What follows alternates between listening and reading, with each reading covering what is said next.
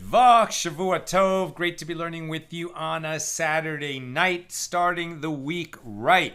Let's light up the darkness.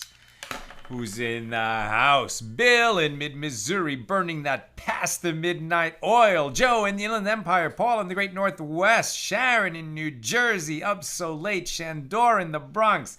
Incredible. I'm in awe. Ella saying shalom. Yitzhak in Minnesota. Chaim in Florida. Wonderful. I know you'll all appreciate if I am efficient and get to it. Okay, we're in Tractate Bava Metzia, the 22nd volume of the Talmud, working our way through chapter 9. Today, opening Mishnah number 4, very short Mishnah. 5 is pretty short too, and we should even get into Mishnah number 6 tonight, God willing. Our daf is page 105. We pick it up on 105a, a few paragraphs from the top with Mishnah number 4. With regard to one who received a field from another to cultivate and did not want to weed it. And then he said to the owner, "What do you care if I neglect the land? You will not suffer a loss, since I will give you the amount of produce I owe you for your granting me tenancy." So we're talking about a tenant farmer. He has an absolute value of rent that he has to pay for that field. He has to pay it in produce, and he's going to pay it.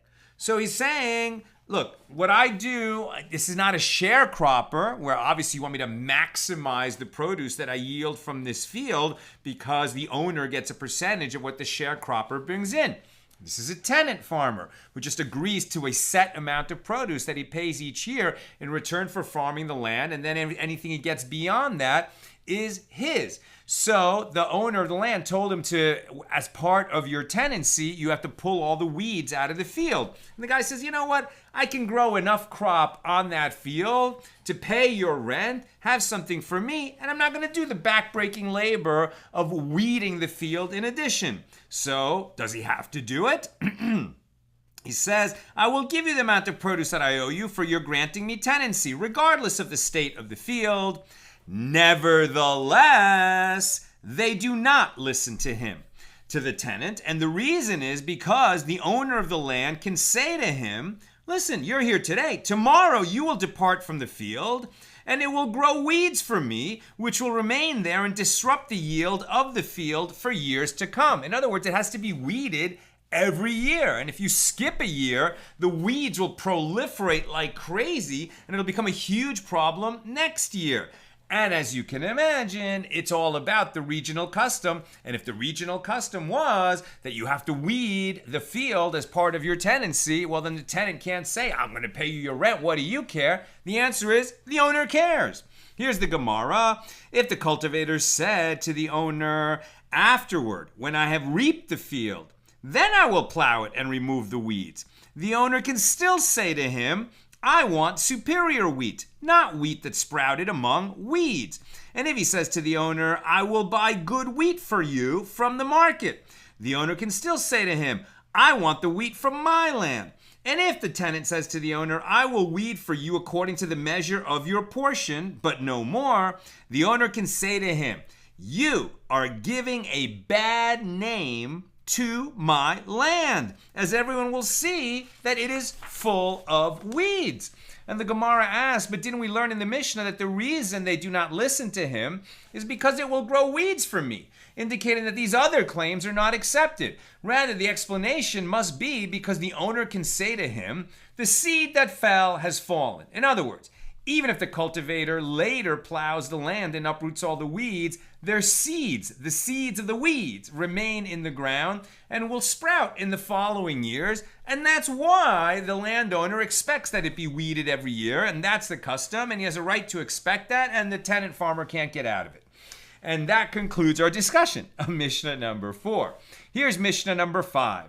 With regard to one who receives a field from another to cultivate, and it did not produce a sufficient crop to cover the expenses of its upkeep. So if it has enough produce to form a pile, he is obligated to take care of it and give the owner his share. And Rabbi Yehuda says, well, what fixed measure is a pile? There is no inherent measure of produce that is considered significant, as it all depends on the size of the plot of land in question. A pile that emerges from, 1 acre would not have the same significance as a pile, whatever that means. But if it's the same size, then it emerges from a 10-acre field. So what are we talking about? Rather, the relevant issue is whether it has a crop equivalent to the measure of seeds for dropping in a field in order to sow it, S-O-W. That's the Mishnah. So basically what we're talking about is, okay, the guy rents the field in order to get produce out of it. Well, let's say that something is wrong, right? There's something wrong with the field. It wasn't the farmer's fault. He did his work. But who knows? Maybe there was some kind of like a fungus that infected the land. I don't know about famine. That we're not talking about that necessarily. But for whatever reason, the land became very unproductive. So then, can the guy just walk away and go to the city and get a job because he's not going to be able to feed himself and his family by farming this land, right? That's the question here. How unproductive does it have to be before the tenant farmer, has a right to walk away? Now the Gemara. The sages taught, with regard to one who receives a field from another to cultivate it, and it did not produce a sufficient crop. If it has enough produce to form a pile, he is obligated to take care of it and provide the owner with his share. And this is because this is what he writes to him in the cultivator's contract. I will stand and plow and plant and reap and bind and thresh and winnow and establish a pile of grain, a pile of produce before you, and then you will come and take half, and I, for my work and expenses, will take the other half. Right now, we've seen that the percentage varies according to if it's a sharecropper arrangement, which seems to be what we're talking about because it's based on a percentage. We've seen it sometimes the landowner takes a third, sometimes a fourth. Here, it's even a half. Okay. So therefore, it seems like no matter how unproductive it is, this guy agreed to farm the land, create a pile, and then the landowner can come and take half because he owns the land, and the farmer will keep the other half. So based on this contract, if there is sufficient produce to form a pile, the cultivator must fulfill the terms of the agreement. And the Gemara asks, and how much is the amount of enough to form a pile? So how large must this pile be? And Rabbi Yosef, the son of Rabbi Hanina, said enough for the winnowing shovel to stand in it. A winnowing shovel looks a little bit like, I don't know what you call it, but that big, wide wooden spatula that you stick in a pizza oven to pull out a large pizza. That's actually what a winnowing shovel looks like. Because, the whole point of it is that you take some grain with its chaff on a large flat board like that, and you kind of toss it up a little bit on when there's wind, and the wind blows away the chaff, and the grain remains on it, right? That's winnowing. So, as you can see, it's large, right? And so for it to stand in a pile, okay, so you start to get the picture what a pile looks like. It's not huge, but it's enough for the winnowing shovel to stand in it. Enough for the winnowing shovel to stand in it. So if the pile is big enough that the winnowing shovel can be placed there and stand independently without falling, it is considered a sufficiently large pile. A dilemma was raised before the sages with regard to a winnowing shovel that protrudes from this side to that side, i.e. whose edges extend beyond the pile. It stands, but it extends beyond the pile. What is the law? Is this considered a pile in which a winnowing shovel can stand or not? And the Gemara suggests, come and hear a proof from that which Rabbi Abahu said. This was explained to me by Rabbi Yosef, the son of Rabbi Hanina. Any pile in which the blade of the winnowing shovel cannot see the face of the sun because it is covered by the pile, this is considered a significant pile. It was stated that the Amoraim, the sages of the Gemara, engaged in a dispute concerning this issue. Levi says the pile must be 3 sa in size, while the sages of the school of Rabbi Yanai say 2 sa. And Reish Lakish says the 2 sa of which they spoke is without deducting the expenses. Consequently, if he has paid the expenses and a profit of 2 sa remains, in that case alone, it is considered worthwhile to work the field. But if it cannot produce this amount, the cultivator may neglect the land if he so chooses. So there's some minimum amount that he has to go forward. I mean, this guy, any farmer takes a risk when he sets out to farm a field, spend the season farming a field, that it might be a bad season and be very low productivity. So he knew that it might not necessarily be a lot, but there is some minimum level that it drops below that. Okay, he's not going to be able to subsist from that, so he can walk away from the field and go seek work elsewhere so he can feed himself. And the Gemara cites a dispute from a different area of law that discusses a similar measurement. Right? That how big is this pile, where we're saying if it's at least that big, he has to go forward with farming the land. Now we're going to look at a different area of the law. We learned in a Mishnah there concerning the laws of food impurities. With regard to unruly olives and grapes, Beis Shammai hold that they become susceptible to ritual impurity as they are considered food. And Beis Hillel hold that they do not become susceptible to ritual impurity, to tuma, because they are of inferior quality and are unfit for consumption, right? So food can become tameh. Animal food does not become tameh. So when you're talking about produce that's not very good quality, that is like marginal, maybe humans will eat it, maybe we're only going to feed it to the livestock. So if it's feed for livestock, it doesn't become tameh. If it's human food, it does. So now, how do we know if it's fit for human consumption?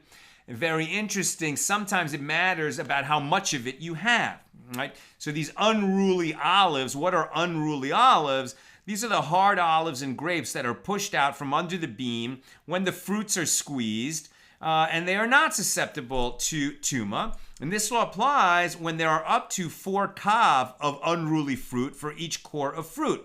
But if there was more than 4 kav, they are susceptible to tuma. If one gathered them in order to eat, they are susceptible to tuma, even if they amount to less than 4 kav. I guess if you have enough of this low quality produce, you might still use it, not in its raw form. You're not going to put those kind of unruly olives, cruddy little olives, in your martini.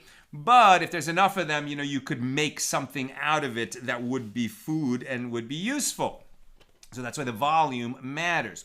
And the Gemara asks, what is the meaning of unruly olives? And Rav Huna says, wicked olives, i.e. olives that barely produce any oil. That's why if you have enough of them, you could get some oil out of it. And Rav Yosef said, and what is the verse from which it is derived? Quote, also the children of the wicked among your people. So wicked, peritze, the same word that's being used for unruly olives. Even the children of the wicked among your people shall raise themselves up to establish the vision, but they shall stumble. That's from Daniel 11:14. And this verse indicates that the word peritze, wicked, it means wicked. So Rav Nachman Bar Yitzchak said that the meaning of this word can be derived from a different place, from Ezekiel. If he beget a son that is a robber, paritz, a shedder of blood. Ezekiel 18:10. So the Gemara asks, and how much is the amount of unruly olives? When are olives classified as unruly? And Rabbi Lazar says they are classified as such if it is possible to extract only 4 kav of oil from one press of the beam when the fruits are brought in together to the olive press. So the sages of the school of Rabbi Yanai say they're classified as such if it is possible to extract only 2 sa of oil from one press of the beam. And the Gemara comments, and these sages do not disagree with regard to the law itself, as the difference between their rulings stems from the divergent local practices. This statement of Rabbi Elazar is referring to a place where 1 core is brought into the press, that's a larger volume, from which he must be able to extract 4 kav of oil, whereas that law of the school of Rabbi Yanai is referring to a place where 3 core are brought into the baskets of the oil press. Since they bring in 3 times the amount of fruit, it must produce 3 times as much oil. In other words, they have larger wine presses in this other region, so they bring in a larger volume of olives, and they have to, produce a larger volume of oil before you would say that these are unruly olives, right? Wicked in the sense that they will not yield as much oil as you would need to make this commercially feasible to get olive oil out of them. The sages taught, and now we're on page 105b. If a zav and a ritually pure person, right? So a zav is a man who has had a seminal emission, and so he is impure, ritually impure. And it's a specific kind of seminal emission. It's not, because he was intimate with his wife. It's a different condition. So if a zav and a ritually pure person climbed a tree that has little strength, which shook as they climbed it, or if they climbed onto a branch that has little strength, the ritually pure person, the tameh person, is rendered tameh.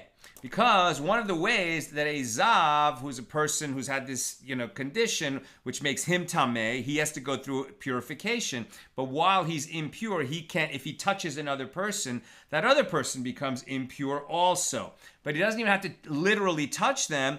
If he causes another person to move, like if he lifts up a person, and he's not actually touching the person, but like that person is on a chair and this guy lifts that chair, he didn't actually physically touch the person, but he caused that person to move, he can impart tuma, ritual impurity.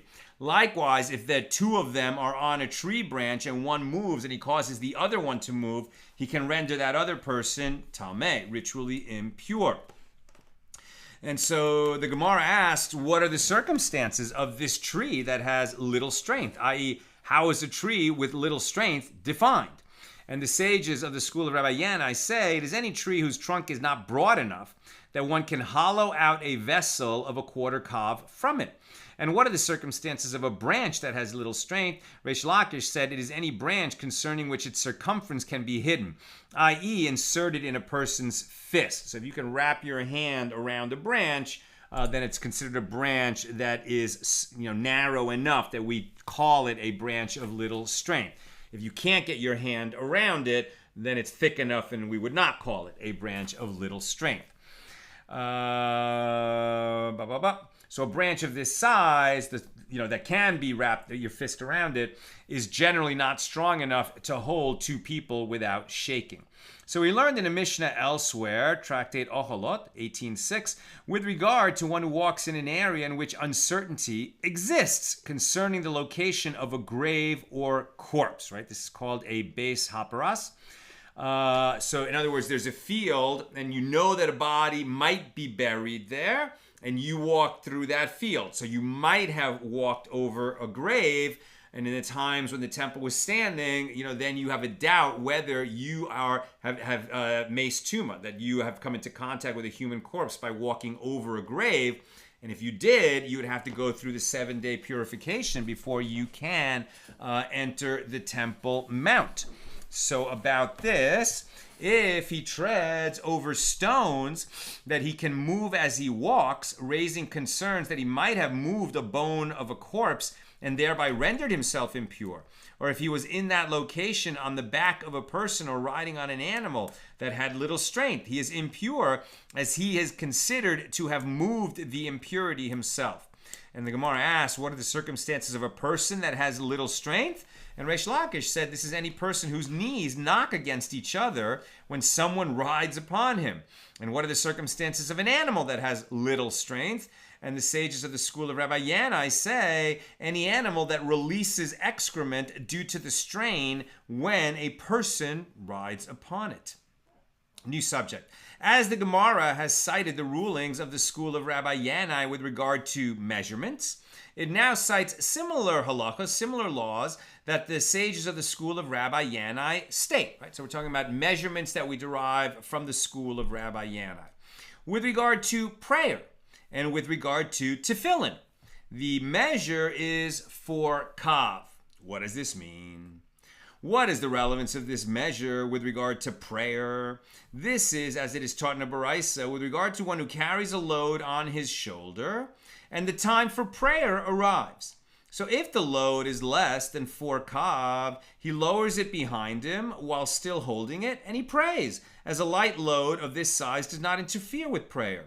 But if the load is 4 kav, he places it on the ground and then he prays. In other words, if your backpack is heavy, put it down before you pray. If it's a light backpack, you could keep it on while you're praying.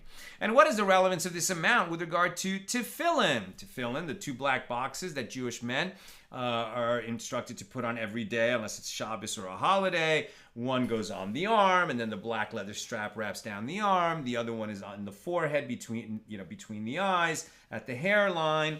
And the 2 boxes contain scrolls of writing from the Torah, right? And we are commanded to don these words from the Shema as a sign upon our hand and a symbol before our eyes. That's tefillin. So what is the relevance of 4 kav to tefillin? Well, this is as it is taught in a baraisa. If a man was carrying a load on his head and he had tefillin on his head, so if the tefillin was being crushed under the load, it is forbidden to leave the tefillin on his head. But if they were not being crushed, then it is permitted. And with regard to which load did the sages state this law? They stated it with regard to a load of 4 kav. And this is nowadays, why would you ever have tefillin on when you're carrying something? We only put tefillin on in the mornings when we're praying, during the morning prayers. But it used to be in ancient times, and there's some, I think, who actually have this custom even today, but very rare, to wear tefillin all day long. Even those people who wore it all day would take it off at night. But there were people who wore tefillin all day long. So Rabbi Chia teaches, with regard to one who removes garbage by carrying it on his head, and he has tefillin on his head, he may not move the tefillin to the side to prevent them from being crushed. And likewise, he may not tie the tefillin of the head to his loins, because he thereby treats them in a manner of degradation. But he may tie them on his arm in the location where the tefillin of the hand are placed. In other words, he has to remove the head tefillin. He could tie it on his arm just so that it's safe, right? normally, nowadays, of course, we only put it on in the morning and then we take it off. And we're quite careful to wrap the leather straps, that hold the tefillin, that hold the boxes in place, very carefully, with great respect. We once heard a story in the Satmar community in Williamsburg, Brooklyn, where somebody had taken off his tefillin because he needed to go to the men's room. He left them on a table, and like a custodian came in and just swept everything off the table. They went in the garbage, and then the garbage got dumped outside. That dumpster got dumped into the garbage truck. The garbage truck went to the dump. And I mean, they recruited hundreds of people to do I think a week-long search through that dump looking for that tefillin. That's how seriously we take the sanctity of tefillin and protecting them from being degraded. The sages said, in the name of the school of Shelah, it is forbidden to place on the head of one that has tefillin on it even the scarf in which they are wrapped. And the Gemara asks, and how much does Rabbi Shelah permit one to place on his head while wearing tefillin? And Abaye said, even as little as 1/4 of the smallest measurement of pumbedisa is still forbidden from being placed on one's head. Now, interestingly, when we have our tefillin on our head, we can take our prayer shawl and put it over our head. The tefillin just kind of sticks out in front, and the prayer shawl is over the top of the head. That's permitted because it's not we're putting something on our head in order to carry it, and that's what would be degrading to the tefillin, to have cargo sort of on it or even near it. But obviously you can have something on your head where it's just augmenting your prayer, which the tefillin are involved in the same practice. New subject. The Mishna teaches, Rabbi Yehuda says, what fixed measure is a pile? So we're back to... if the tenant farmer if the sharecropper cannot produce more than this pile, and we've defined it as enough so that a winnowing shovel can stand in it independently. So Rabbi Yehuda says that he's not satisfied with that measurement. What fixed measure is a pile? So rather, the relevant issue is whether it has a crop equivalent to the measure of seeds for dropping in a field in order to sow the field. In other words, are you going to produce enough from that field that you'll at least have the seed to plant it the following year.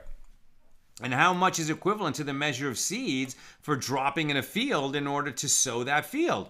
And Rabbi Ami says that Rabbi Yochanan says 4 sa for the amount of land sufficient to grow a core. And Rabbi Ami himself, though, says 8 sa for the amount of land sufficient to grow a core. And a certain elder said to Rav Chama, the son of Rabba bar Avu, I will explain it to you. In the years of Rabbi Yochanan, the land was fat, while in the years of Rabbi Ami, the land was lean. And it was therefore necessary to double the amount of seed for each unit of land. We learned in a Mishna elsewhere, Peah 5:1, if the wind scattered the standing sheaves so that it is no longer known which gleanings fell from the sheaves during the harvest and belonged to the poor, because right, the gleanings are left for the poor to come and gather after the harvest, but the wind kind of made everything topsy-turvy. So then one evaluates how many gleanings it was fit to produce, and he gives those to the poor. And Rabban Shimon ben Gamliel says he gives to the poor the amount equivalent to the measure of seeds dropping in the course of harvesting. In other words, you have some known amount that is usually what's left over to give to the poor when they come and gather. We just read about that on Shavuos, right? That Ruth, when she gathered in the field of Boaz, that's what she was doing. She was coming after the harvesters and gleaning what's left for the poor, for herself and her mother-in-law, Naomi. The Gemara asks, and how much is the amount equivalent to the measure of seeds dropping during the course of harvesting? So when Rav Dimi came from Eretz Yisrael, he said that Rabbi Lazar said, and some say it was Rabbi Yochanan, 4 kav for a core. And Rabbi Yirmiyah raises a dilemma. Does this mean for a field that requires a core of seed to plant it, or for a core of produce? And if it is the former, does it refer to sowing by hand or sowing by oxen? And the Gemara answers come in here as when Ravin came from Eretz Yisrael, from the land of Israel, he said that Rabbi Avu said that Rabbi Lazar said, and some say that Rabbi Yochanan said, 4 kav for a field sown with a core of seed. And the Gemara comments, and the other question should still raise a dilemma for you. Does this refer to sowing by hand or sowing by oxen? No answer was found. Teku, the dilemma shall stand unresolved. And that concludes our discussion of Mishnah number 5. Now, Mishnah number 6, here in chapter 9 of Tractate Bava Metzia. In the case of one who receives a field from another to cultivate, and grasshoppers consumed it, or it was wind blasted. So if it is a regional disaster which affected all the fields in the area, the cultivator subtracts from the produce that he owes as part of his tenancy. We're talking about a tenant farmer. If it is not a regional disaster, the cultivator does not subtract from the produce that he owes as part of his tenancy. He just had bad luck. Rabbi Yehuda says if the cultivator received it from the owner for a fixed sum of money, whether this way, i.e. there is a regional disaster, or whether that way there was no regional disaster, he does not subtract the produce he owes as part of his tenancy. He undertook the risk. He didn't want to do a sharecropper, right, and just split the produce according to percentage. He said, I think I'm going to have a bumper year, so I'll just pay you a set amount, and everything beyond that I'm going to keep. And when he did it that way, he took a risk that he would have a very lean year, and he still owes the amount of produce that he owes, no matter how lean the year is, even if there's this regional disaster. But that seems to be the minority view. If there's a regional disaster, according to the majority, it would appear that the sages allow him to reduce the lease, the amount of produce to pay the lease. That's the Mishnah. Gemara. The Gemara says, what are the circumstances of a regional disaster? So Rabbi Yehuda said, if, for example, most of that valley in which the field was located was wind blasted, it is considered a regional disaster. Ula said, if, for example, 4 fields were wind blasted on its 4 sides, it is considered a regional disaster. Ula also said they raised the following dilemma in the west, in Eretz Yisrael. If one furrow was wind blasted along its entire length, adjacent to other fields that were wind blasted, then what is the law? Is this considered to be part of the regional disaster? Right? Conversely, if one furrow remained undamaged along its entire length, then what is the law? Does the remaining furrow mean that the entire field is not considered to be part of the regional disaster? If a fallow field divided between the cultivated fields and the fields that were wind blasted, then what is the law? Alternatively, if there's a field of fodder between this field and the others that were wind blasted, then what is the law? Now we're on 106a, and I'm almost done. Questions or comments, please get them in now.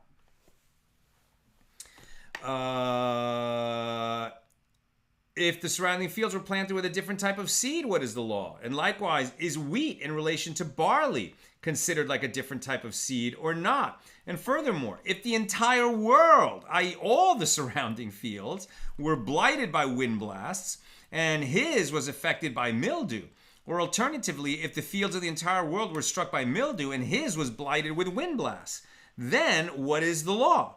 And the Gemara responds, no resolution is found to these dilemmas, and the dilemmas shall stand unresolved, presumably meaning that you'd have to get more particularly into the case at hand if you have a suit brought between the tenant farmer and the landowner before the rabbinic court. They would have to examine more details. They don't have a set answer for these questions that I just mentioned, where they're trying to define what is a regional disaster and how far can you say the regional disaster extended if it only extended part way into the field that is in question. And the Gemara poses a different question. If the owner said to the tenant farmer, plant the field with wheat, and the farmer went and planted it with barley, and most of the valley was wind blasted, and these fields with barley of his were also wind blasted, then what is the law? The wind blasting, affected everybody badly, whether they were planting wheat or barley. So you'd think that if it's under the majority view of the Mishnah, okay, everybody got wind blasted, so he can reduce the amount that he owes the landowner. But he didn't follow the instructions of the landowner. So does he lose this leniency provided by the Mishnah? That's the question being asked. Do we say that the tenant farmer can say to him, listen, even if I had planted it with wheat, it would likewise have been wind blasted, as all the surrounding fields suffered the same fate? Or perhaps the owner can say to the farmer, had you planted it with wheat, the following verse would have been fulfilled for me. And you shall decree a matter, and it will be established for you, and the light shall shine upon your ways. From Job 22:28. Since you might have merited greater success by following my wishes, the wishes of the landowner, since you didn't plant wheat, you lost the protection that you might have gained by following my wishes.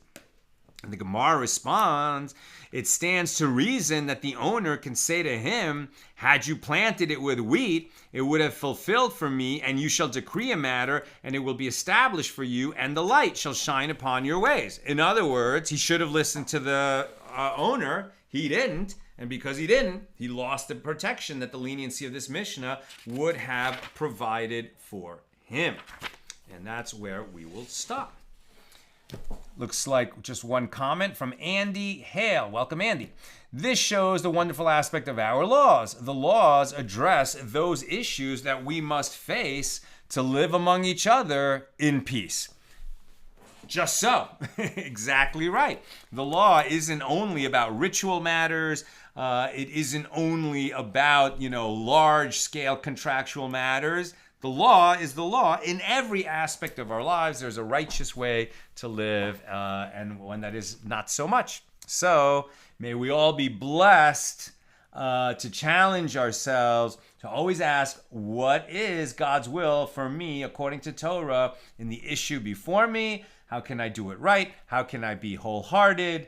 And if we do that, we will definitely find peace, or God willing, we will find peace with our neighbors and with our families and with ourselves. Good vach, Shavua Tov. May we all have a good week. God willing, see you tomorrow at the regular time, 6 p.m. Pacific. It's Father's Day. It's my birthday tomorrow, but I'm teaching the class. So God willing, see you at 6 p.m. Pacific tomorrow. All the best.